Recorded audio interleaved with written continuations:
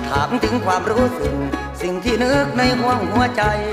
จะถามคนอื่นทำไมถามหัวใจของเธอนั่นเองในใจเพ่งทำลายคนอื่นทั้งใจเรื่นหัวยุ่มอยู่ในสุขใช่ไหมตอบหน่อยทีชื่นใจใช่ไหมน่าจะดีใจล้นได้ฆ่าคนอย่างที่สมใจสร้างทุกข์บนหลังคนอื่นให้กำกลืนรักก็มองมาดีแกล้งถามว่าเหงาเพราะใครตอบก็ได้ฉันพรมเพราะเธอตอบก็ได้ฉันพรมเพราะเธอ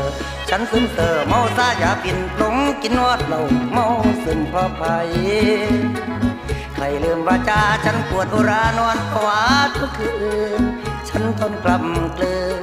เธอควงใครมาดื่มเหล้าเมาแอนฉันดื่มแทนความรักหลอกนาแทนหญิงคนนั้นที่คงลืม